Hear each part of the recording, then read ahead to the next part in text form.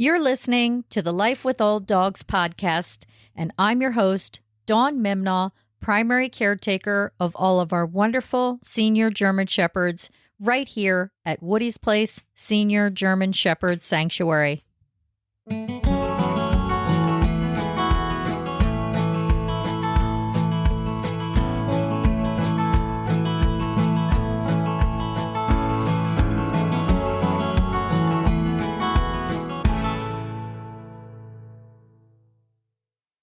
Hey there, and welcome back to the Life with Old Dogs podcast. I had hoped to be a little further along in this season by now, season number 7. But we had some family things taking place that needed my hands-on attention. And family first. So I'm backed up a little bit by a week, but that's okay. That's okay. If I didn't say anything, you probably wouldn't even know. All right, so before we start moving on to home-cooked foods, there is this episode here, and it is called Dog Food Label Decoder, Spotting the Good from the Bad. So basically, I'm going to be breaking down dog food labels, which...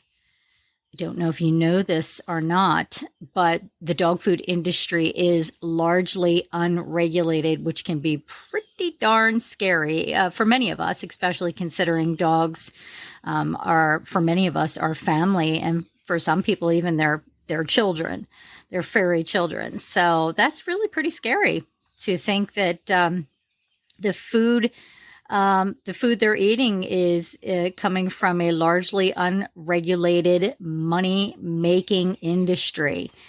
So, yikes. But ironically enough, the labels on the bag are very, very regulated and very monitored and must be precise. Okay? With shades of gray.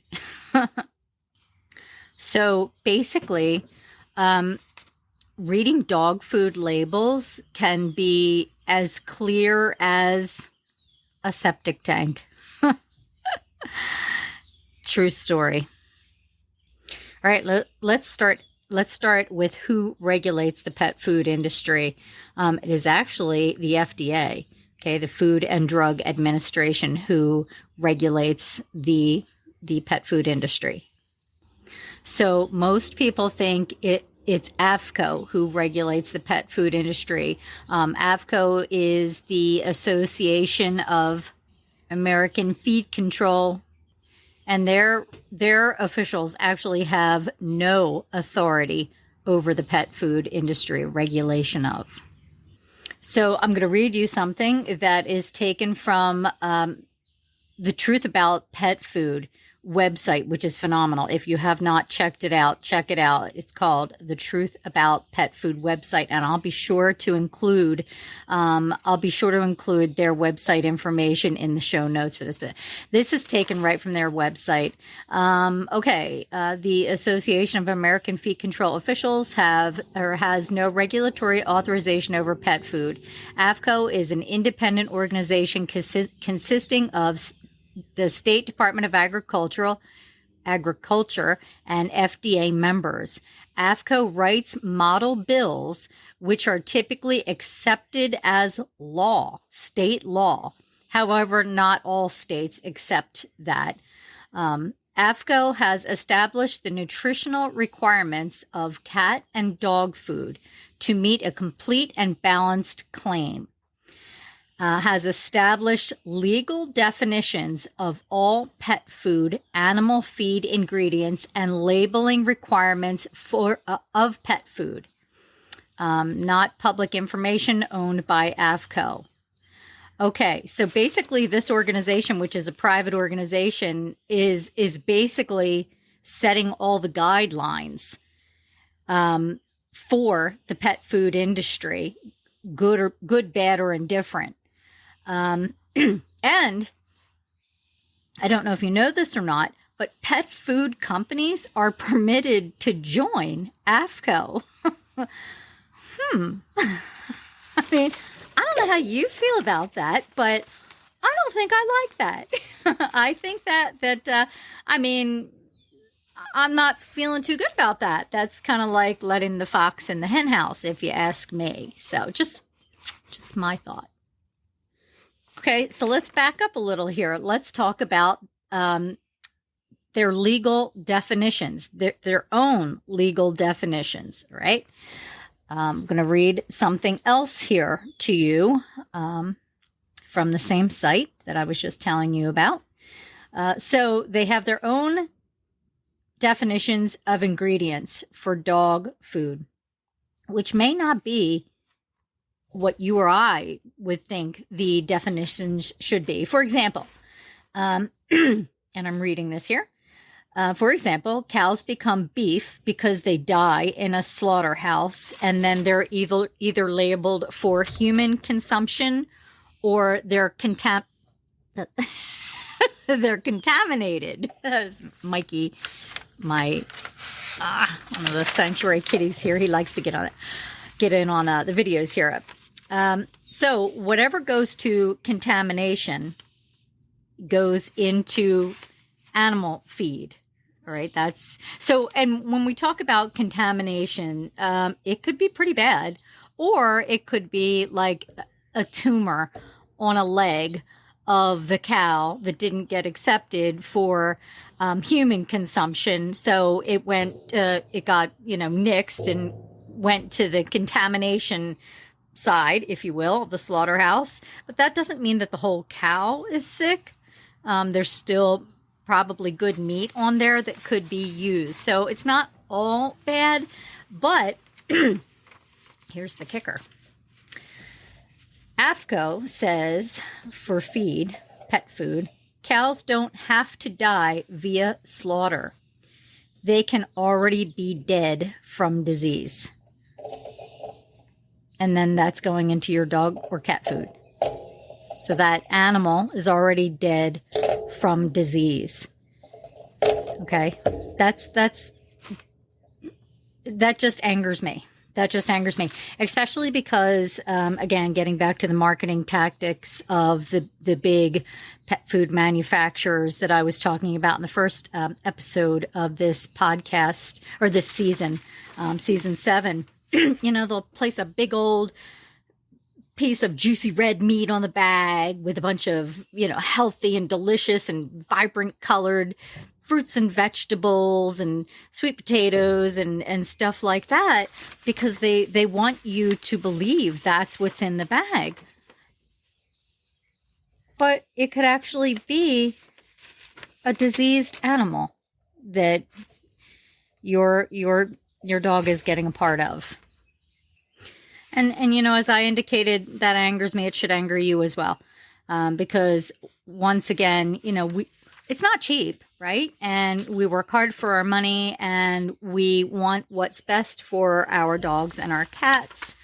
And we're being bamboozled, by some of these companies. Not all, but some of these companies that are making these pet food products. Now, the interesting fact about a pet food label, dog food, cat food, is it happens to be a legal document. Okay. But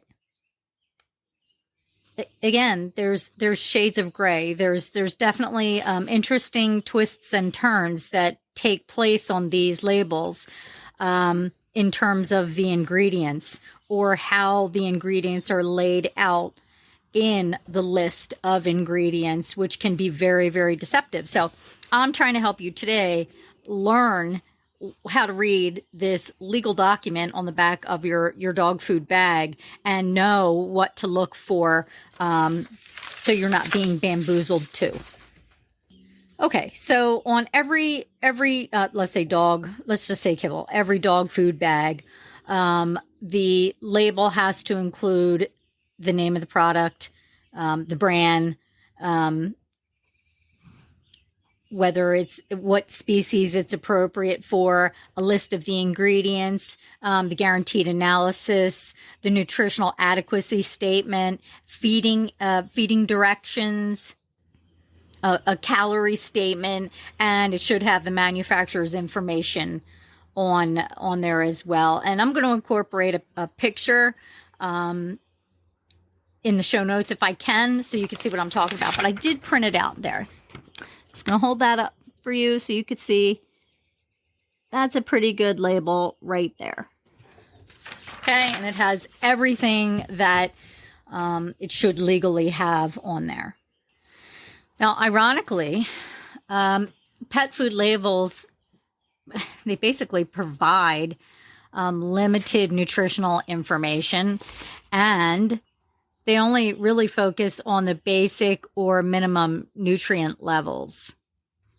All right, so let's jump into the ingredient analysis portion of the label. Now, this in and of itself can be pretty overwhelming and confusing, especially when words are being used that don't even sound like something your dog should be eating, or you're seeing something like ingredient splitting, which I will get into. But the ingredient analysis is actually the most important part of the dog food label. And all ingredients must be listed in descending order according to weight. And each ingredient must be listed individually. All right. And this kind of helps with the ingredient splitting here, it's really pretty sleazy. But again, I'm going to get into that in a second. And they also have to be listed according to the AAFCO regulations, and I'm going to read it right here. Terms describing collective ingredients such as animal protein product are not allowed. In addition, ingredients must be listed by their common or usual name. The AAFCO has detailed list of ingredients, their common names, and what they contain. All right, so I'm going to give you some tips on what you should be looking for in the ingredient analysis. You want to be looking for protein, fiber, fat, and water.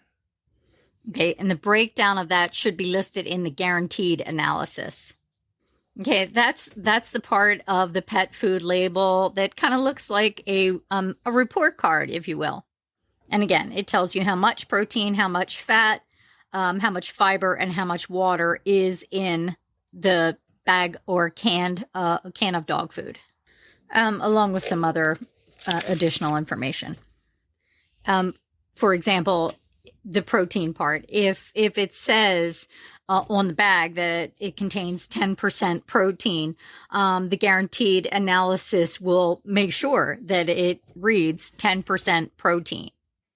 And the guaranteed analysis is also designed to make sure that your dog is not missing important nutrients. The idea is so you could look at that guaranteed analysis and be assured that it is completely balanced and has everything that your dog needs. That's what it's supposed to do. All right, back to the ingredients. When you start looking at the list of ingredients, the first few are by far the most significant in the whole bag of kibble or can of food, or however it is, however it is you're feeding your dog. But the first few ingredients are the most important, and you want them to be the highest quality, since they're the most. They make up the most of the bag. I'll just stick with kibble since they make up the most of the bag of food. Okay, so typically the very first ingredient is the meat source, whether it be like beef or chicken or whatever, and you really want that to say beef or chicken, not meat byproduct or meal or something along those lines. You really want it to be that one ingredient: beef, chicken, duck, venison, whatever, but you don't want it to say meat byproduct or meal. All right, that's diluting the quality of the food down when it's being broken down into like a meat byproduct or a meal. Now, that's not to say all byproduct is bad. I mean, liver is a byproduct, right? Like from a chicken liver, beef liver, whatever. That's a byproduct, and it certainly isn't bad. But most byproducts are empty byproducts with no real nutritional value for your dog. And they're just used as fillers because they're readily available and they're cheap. Okay. And you want to look for ingredients like real beef, real chicken, real rabbit, real duck that are going to provide nutritional value for your dog. All right. Now I'm going to let you in on a little dirty secret here. Let's talk about ingredient splitting, because I just mentioned to you that the first few ingredients are the most important, and you want that beef or real meat to be predominant. Okay, the predominant source of protein, that is. Ingredient splitting.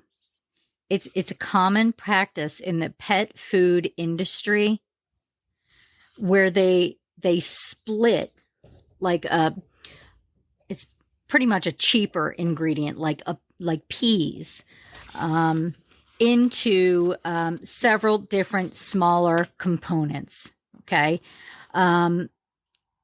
Like you might see, I wrote a couple down here, like pea powder, pea protein, peas, pea starch. I mean, you may see like sub ingredients like that, but they're all really peas, okay, or a derivative of peas. So you're looking at this bag and you're thinking, I'm getting this much beef in this bag, and this is going to be great for my dog. But really, what you're getting is a lot of peas in that bag, but they're just listed. They're just listed differently. They're not like, because if they just said peas, then that would be the number one ingredient. This is why I think ingredient splitting is just really, it's really seedy and it's really deceptive. Again, because you're not seeing on the bag a bunch of peas. You might see some peas, but primarily it's that big old juicy piece of red meat or chicken breast or whatever that, takes center stage. But then when you actually start reading the ingredients, and you may see it, like I said, pea protein, pea flour, pea starch, pea fiber, peas. Wheat is another one that they'll do that with. Corn is another ingredient that they'll ingredient split on the label. Okay. Again, the reason that they do that is because they're masking the presence of all the peas or corn or wheat that are taking up a bulk of the ingredients on the label and in that bag of dog food, to maximize profits, while they're basically diluting the quality of the food. And what's worse is, your dog could have allergies or food sensitivity. And then here, peas could be one of those things that your dog's allergic to. And then he's being inundated with pea product in this bag of food. And you don't even realize it because you haven't really read the label to see that there's all these, different smaller components of peas in that bag of dog food. So, and two, what's worse is the fact that it totally takes away from meeting your dog's nutritional needs when basically this is allowed to happen. So look at it this way. You buy a bag of food.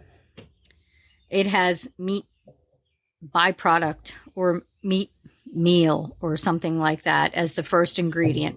And then it has a slew of these smaller pea components: pea protein, pea flour, pea starch, pea fiber, peas.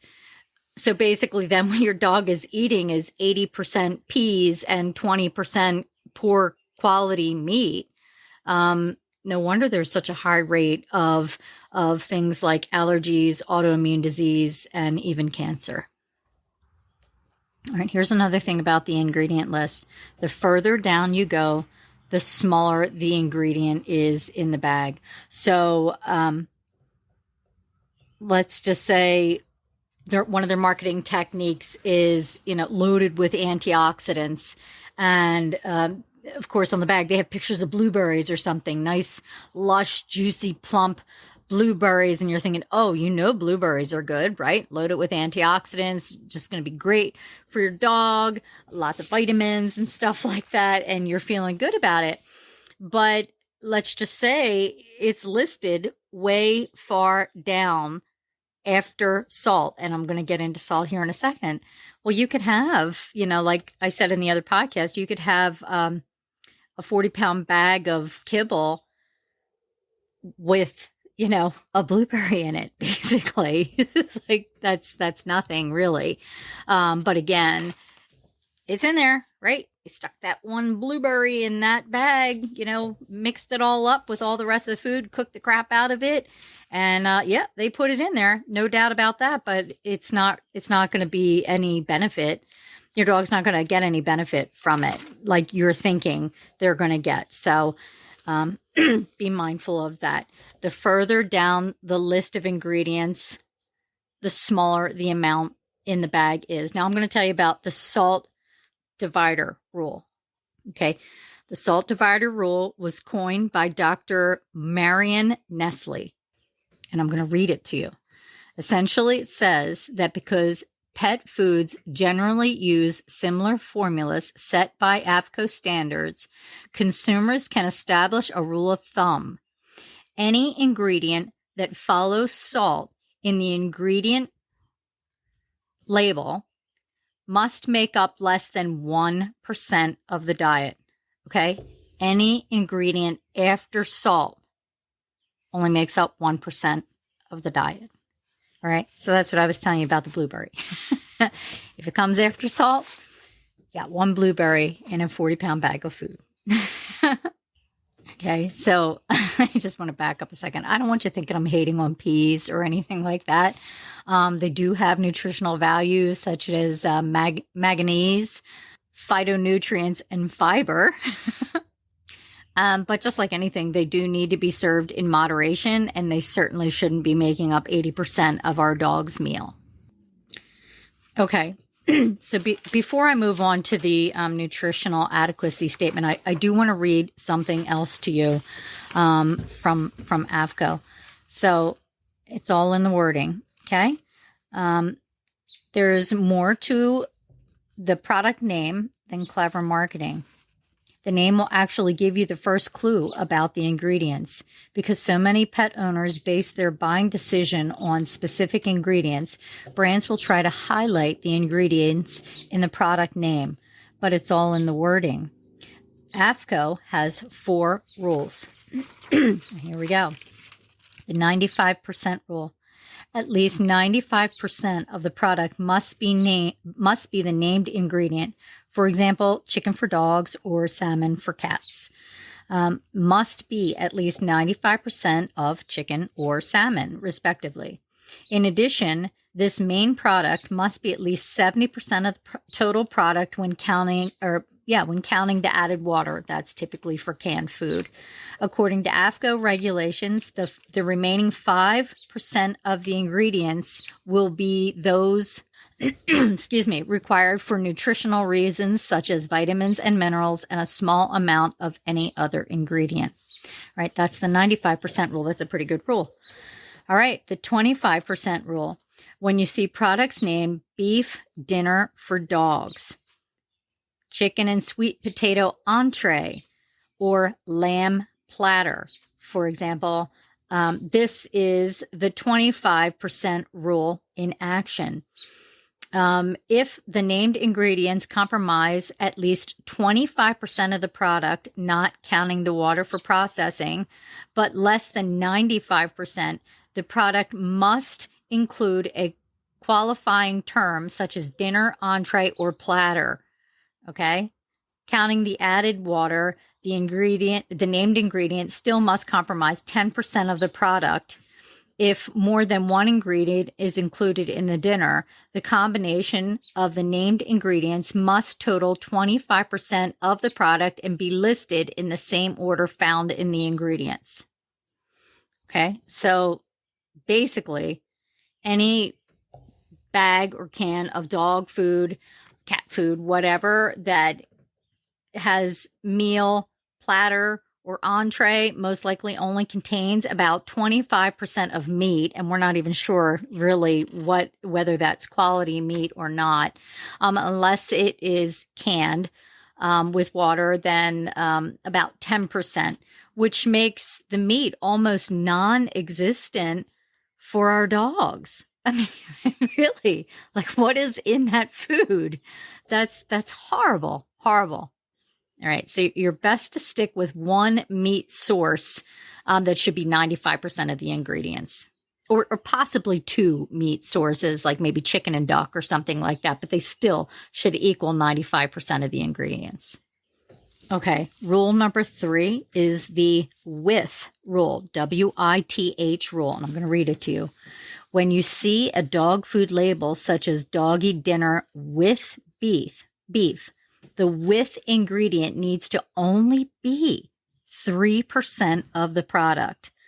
Just the addition of the one word with dramatically changes the percent requirement of the ingredient in dog food and is a good reason to pay attention to the product name. With. Remember that, okay? You need to steer clear of that one, that's for sure. Okay, because if your dog's only getting 3% of meat in that bag of food, that means the rest of it is just filled with junk. The peas, pea starch, pea protein, pea powder, corn, wheat, all that stuff. That's just awful. That's just freaking terrible. And so it just makes me sick. It really does. How deceptive some of these larger food manufacturer companies are. And the last one is the flavor rule. And I'm going to read it to you. Again, I'm reading these right to you. These aren't my words. These are AFCO's. The flavor rule. According to the U.S. Food and Drug Administration, the FDA, if the label says beef flavor dog food, then a specific percentage of the beef is not required, but the product must contain an amount sufficient to be able to be detected. In this example, the word flavor must appear on the label in the same size, style, and color as the word beef. Okay, what the hell? I'm just appalled. I'm appalled. Really, just mind blown, appalled. If the bag reads flavor like chicken flavor, then there doesn't have to be any chicken in the ingredient at all. It's just something minute just to be detected, basically. So who knows? And who knows what even, so there's nothing in there. It's just something that they flavored to taste like chicken, and it's most likely soy or corn or wheat or something along those lines, or roadkill. Who the hell knows at this point? I don't even know. And we don't even know what the flavoring is made out of. I mean, it could be broth of some sort. It could be a byproduct of some sort. It could even be a chemical. That just makes me so mad. That just makes me so mad. And this is exactly why you have to know how to read the bag, all right? Because I think a lot of us just go in the store, grab what we're used to, don't even read that back ingredients analysis or the guarantee analysis or the nutritional adequacy statement or whatever. And we need to. We really do. And we have to know how to break down the ingredient label and know things like ingredient splitting and the salt rule and the salt rule divider and things of that nature, folks. Flavoring, not even dog food. It's not even dog food. All right, so we're going to move on to the nutritional adequacy statement. I actually had to take like a break there because I was just so heated. I mean, I've already put all this information together, but it still makes me angry when I don't like being bamboozled. Me personally, I do not like being bamboozled at all, and I certainly don't like being bamboozled when furry family that I care for it could potentially be harmed as a result of someone else's greed. And that just really got me upset. So I needed to take a break for a minute. All right. So basically, the nutritional adequacy statement, it's telling you the amount of nutrition the dog food contains. And of course, many claim to be completely balanced or 100% nutritious, things of that nature, marketing terms of that nature. But they're not really just marketing terms in the nutritional adequacy statement, because it's supposed to mean that the food has met a specific government standard and actually does provide a complete balanced nutrition for all stages of an adult dog's life, or for puppies or seniors or cats.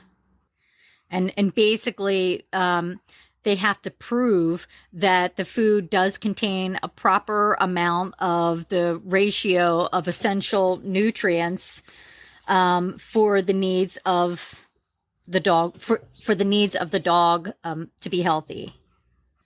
Okay, and as I just mentioned there, oftentimes the nutritional adequacy statement does identify the life stage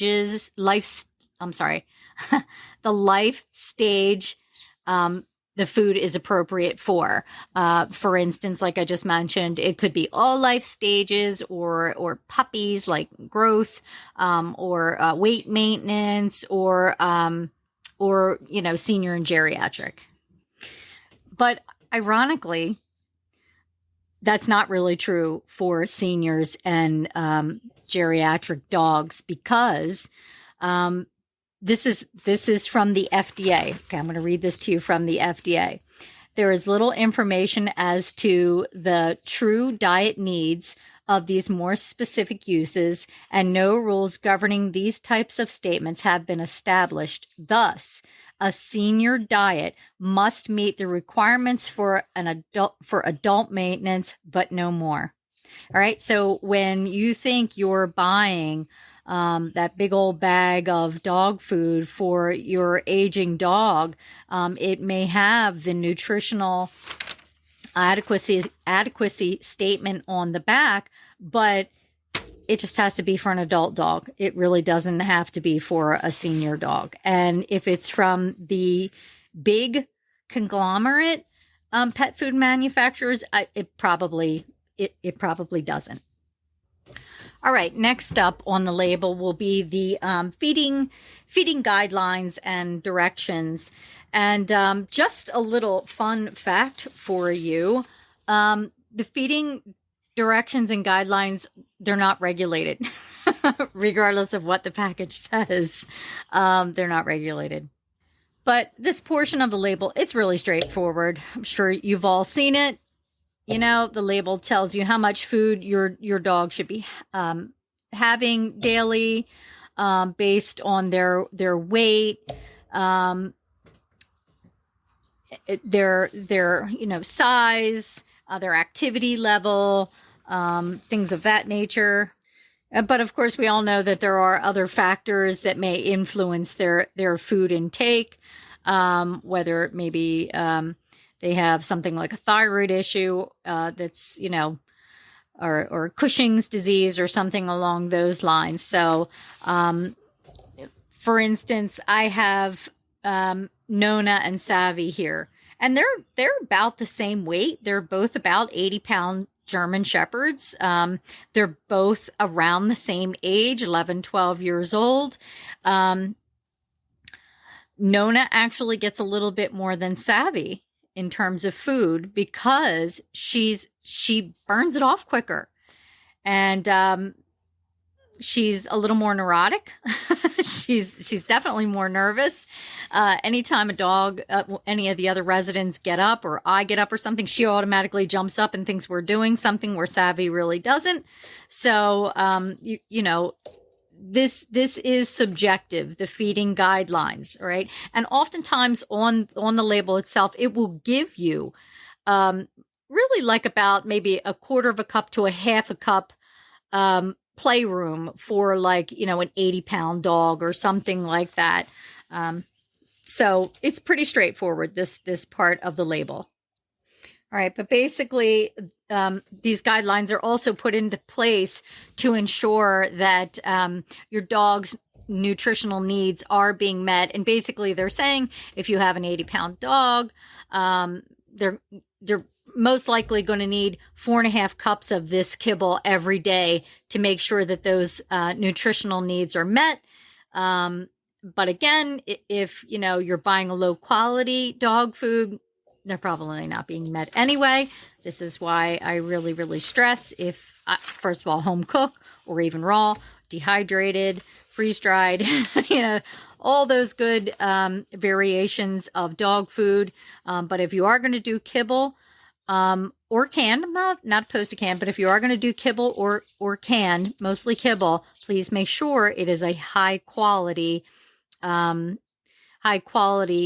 of food with a single source of protein or two, like I said, chicken or duck, not with a whole bunch of split ingredients, not with the antioxidants listed below salt. You know, you want to make sure it's what you're thinking you're getting and you're able to feel good about giving it to your dog. You know, and the protein part, it's just so important. It's where they get, you know, their amino acids from. It helps with maintenance and growth, especially for puppies, growth of muscle tissue, organs, and other body structures, and energy. You know, that's where they get their energy to play and exercise. So you want to make sure they're getting high quality protein in their dog food, especially because, like I mentioned before with kibble, I mean, it's just, unfortunately, again, cooked at such a high rate and a high temperature that it's really, you know, depleting nutrients as they're processing it. So, got to make sure that bag is the highest quality you could possibly get. All right, so how much protein? Now, I wrote this down. Depending on your dog's age. You'll be looking at a minimum of 18 to 29% protein in your dog's diet. Adult dogs need 18 to 25% protein, while growing puppies need more protein, like 29%. All right. So, again, I really push for the home cooked because I know where that meat is coming from. All right. It's a healthy protein source. You know, and I want to say this, and I'm going to circle this right now. There we go. Dogfoodadvisor.com. If you're not sure about the reading the label and all that stuff, go to dogfoodadvisor.com, and they have a search bar that you could put in the dog food, the kibble that you're using, and it will give you a star rating about it, whether it's a good dog food, whether it's a middle of the road, whether it's a low quality, and it will give you the nutritional breakdown. And it will even tell you about ingredients that are like questionable, whether they should be in your dog's food at all. So yeah, if you're curious and you just want to know, I love that. I love that website. And if you signed up for their newsletter, you will be in the know like that when there's a dog food recall or dog treat recall. So, and I think they're even trying to come out with a catfoodadvisor.com, which I would absolutely love. So dogfoodadvisor.com. They're phenomenal. Okay. Just want to touch base on a couple other things about the label. Okay, and the first one is fats and carbohydrates. which do play an important role in our dog's diet and overall health. Fats, of course, provide energy and aid in digestion, and carbohydrates are also a source of fuel and fiber. So fats are important because they contain essential fatty acids that can't be produced by our dog's bodies. And these fatty acids help with the health of their skin and coat.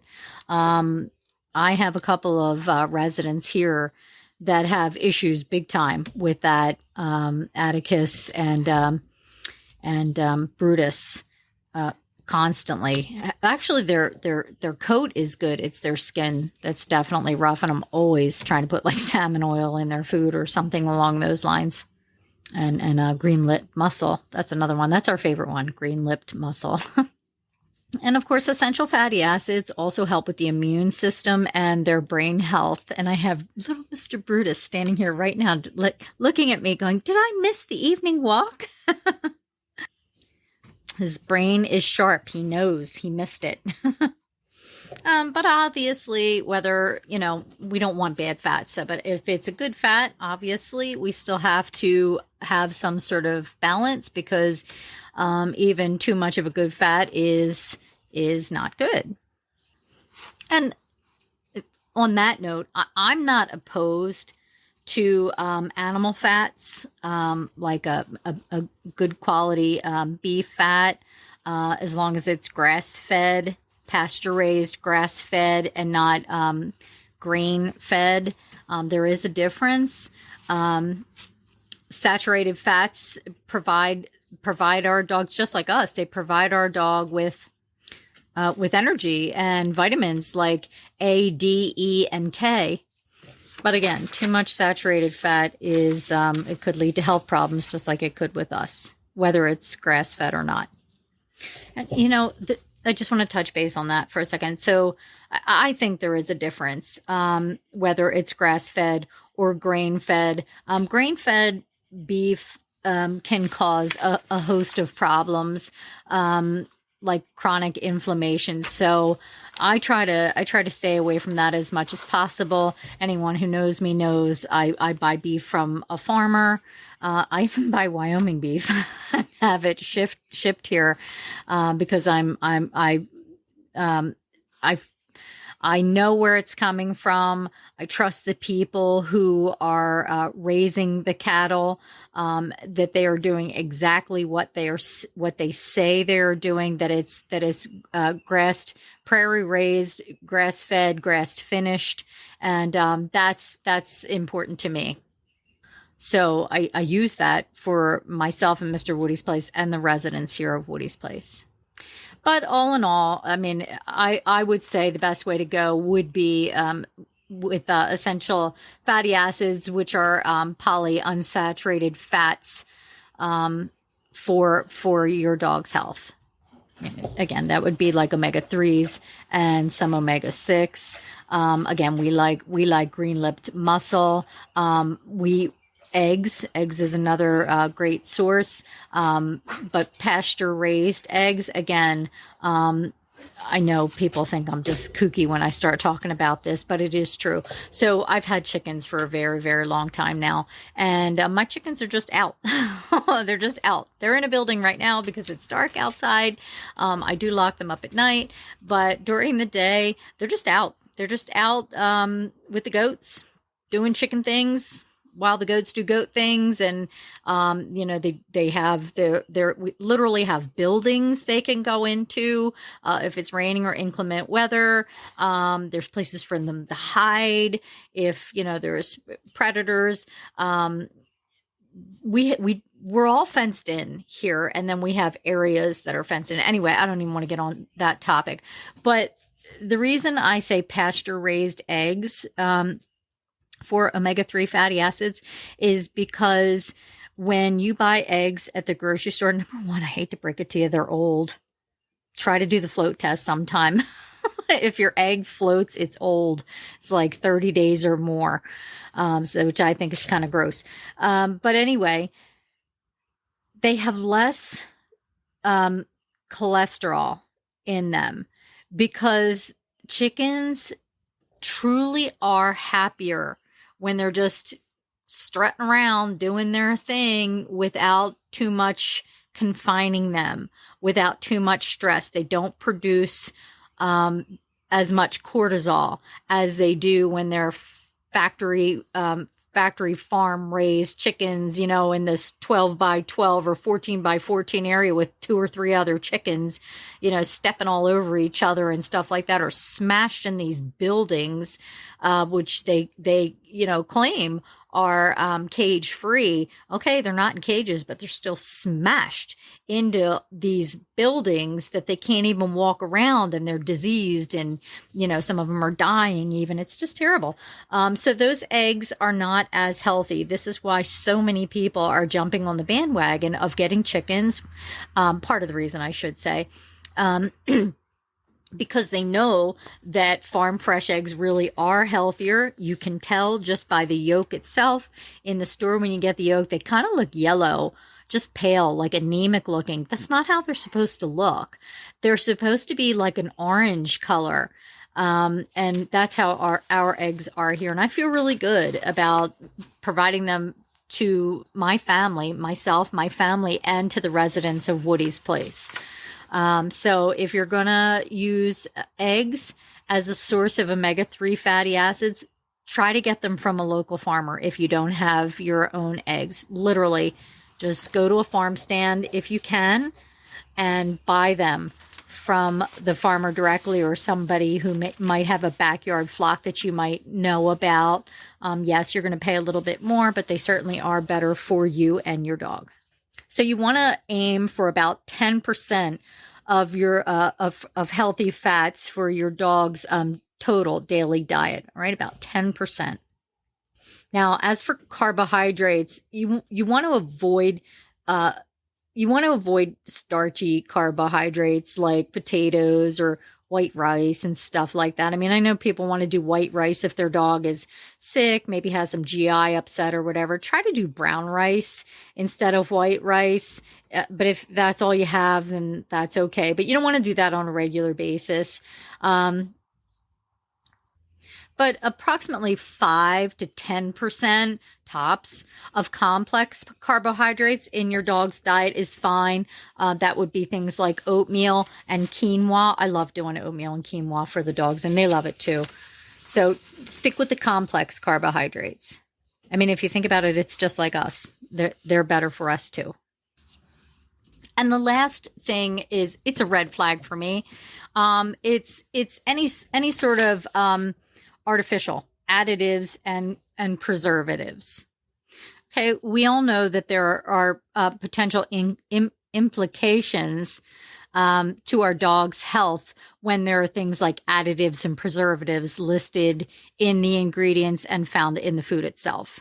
Now, of course, you're going to find them in kibble because they're used to extend the shelf life of the kibble itself. So they kind of go hand in hand, additives, preservatives, and kibble. But that's still not a good thing, all right? Just because it's convenient and it can be on the shelf for 20 years and be fine until you open it doesn't mean that it's good for our dogs. These synthetic compounds, they've been linked to a lot of health issues in our dogs, organ damage, inflammation, and the big one, cancer. I mean, canine cancer is just sky high right now, folks. And it's not a coincidence. It's not. It correlates directly to what our dogs are eating. Food is medicine for us and for our dogs. And I understand kibble is convenient, but there is a price to pay for it. All right, so just to recap, okay, the dog food label format, again, the product brand name, that's on there, quality in terms of product weight, liquid measurements, depending on the formulation of the food, whether it's kibble or dry. It's got the guaranteed analysis, which I went over, the ingredients, the nutritional adequacy statement, feeding instructions, manufacturer's name and address, and the caloric statement is typically on there, or should be. All right. So I know this was a lot, and I tried to cover as much as I could. I mean, I really could have gone into a lot more. I have notes all over my desk right here, like literally just notes all over the place, because I was just trying to remember everything. And I've gone on for almost an hour now. But literally, your dog's life depends on this. I mean, I don't mean to sound so dramatic or whatever, but it is true. Your dog's life depends on your ability to not only select a dog food, but also to break down that label and know what's what you want and what you should avoid, and how much to give in a day. To make sure that all of their nutritional needs are being met, right? You want to look for the quality protein that I was telling you about, either one, but no more than two. All right. You want to avoid things that say meal, entree, dinner, things of that nature, flavoring. You want to stay away from stuff like that. You want to stay away from additives and preservatives that you can't even pronounce, because I can almost guarantee you it's pronouncing cancer. All right. You just want to stay away from things like that. You want to stay away from the hidden fillers that I was telling you about, the splitting of the ingredients to make it look like you have less. We only have a little bit of pea protein and a little bit of pea starch and a little bit of pea powder, but at the end of the day, that little bit is actually most of the food. Right? You want to stay away from stuff like that, and you want to know how to recognize it when you're reading the label. Okay. And if you have any questions, you can message me. You can reach out to me. It's fine. I'll try to help you as much as I can. For those of you who don't know, I am a race certified pet nutrition coach. All right. I'm so glad that's over. I just want to get into the fun stuff, making homemade food and telling you all how I do it, and hoping and praying that you'll be able to incorporate that into your dog's diet as well. And again, I get the whole kibble thing. I still use it some too. I do. I mean, I think I mentioned the last really 14 days have been very, very hard for me. Personally, we had some family things going on. I had my grandson here for 14 days on his spring break. I'm a college student at Penn State again.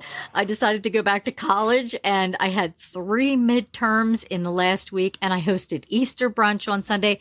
There was a lot of stuff going on. I've been dealing with back problems. I have a bulging disc in my back that's been bothering me.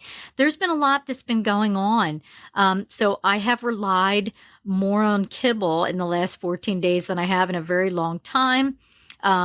We do use Fromm. It is a high quality kibble, but I've mentioned it before. The very process of making the kibble itself, kind of like sucks all the nutrients out, and then they put it back in a synthetic form, which isn't so great.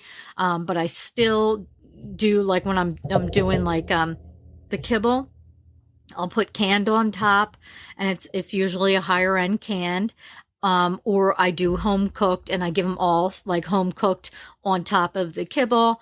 But it's hard. I get it. It's really hard. But if you can even provide your dog with a few home cooked meals a week, that would be fantastic. That would extend his life. Really, it will, because he's getting those whole nutrients that you are providing him with. And not only does it make him feel better, it makes you feel better too.